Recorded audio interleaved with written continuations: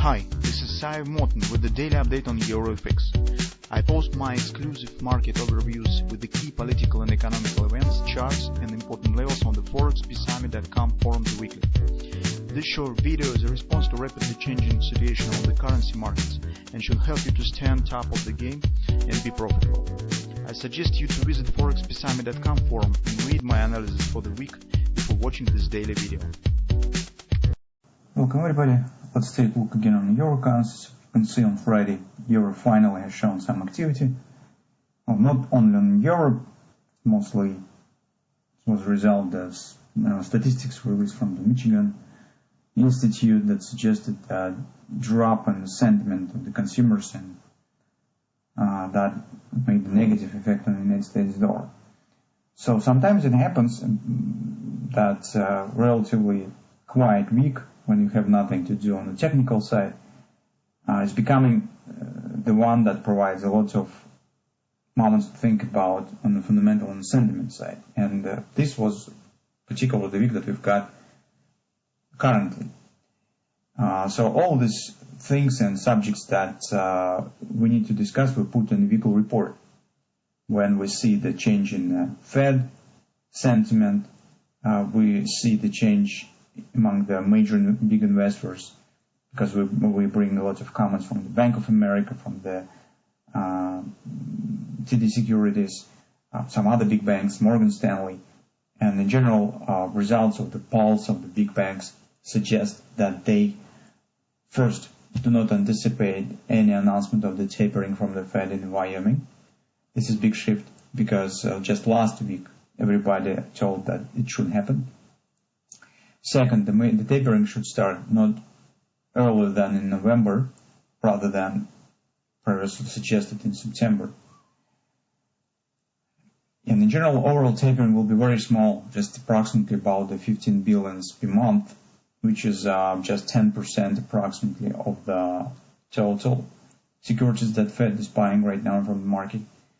And second, it's just very small part of the huge treasuries market. So for instance, the 10-year treasury bonds now counts approximately for 23 trillions, not including the mortgage-backed securities and some other assets. So that will be mostly the psychological effect. And currently the question how it could make impact on the market, in what degree. And we see that this big shift in the sentiment could really make and lead to completion of our long-term riddle. So if you remember, very often I told previously about 87.4 target on the dollar index. And it was really big riddle how market could reach it if we see currently the coming Fed tightening.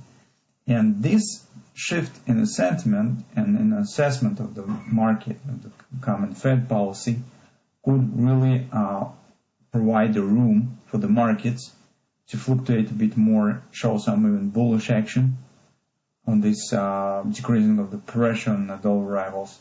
And maybe indeed that could lead to completion of the long-term standing bullish targets that we have. In the euro currency, on the dollar index, it will be bearish target, but anyway, let's call it as against the dollar. So this is really big information we've got this week. Also, you probably, those of you who are tracking the statistics, so you saw probably the dropping on the consumer price index this week as well. So many traders suggest that this is, it has reached some sale. So we briefly mentioned that we could see some deteriorating on the statistics in the summer months, just because it is normal. Business activity is decreasing slightly in the summer. So this could be the result. All this stuff leads us to a conclusion, the fundamental background, that we need to wait for next non-farm payrolls release. And it could answer about all the questions. So if we'll get weaker than expected non-farm payrolls release, drop in wage inflation, so it means that Fed is correct, and they definitely will not hurry with decision making on the tapering announcement and so on. So it could be even postponed more, somewhere to the December. It's also possible. So, but even the positive non-farm payrolls release with this weaker than expected inflation data that we've got, some decrease in the sentiment, that also we saw on Friday already gives Fed some room to not hurry with the hawkish statement. And probably the new environment is investors waiting for November mostly currently rather than the September looks correct. That's what about the longer term situation. In the shorter term, currently guys, yes, we see some healthy pullback on Friday. It looks really great. And we even could recognize here some divergences growing here with the MACD. But first, what I would like to say is that this pullback doesn't break the overall tendency that we have here. It's lower lows and lower highs.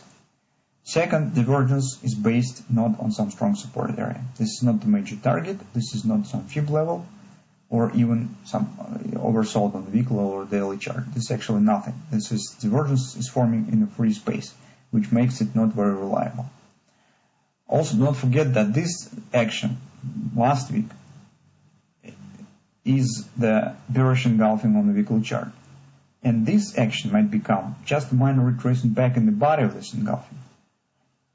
As major target right here, 1620, is not completed yet.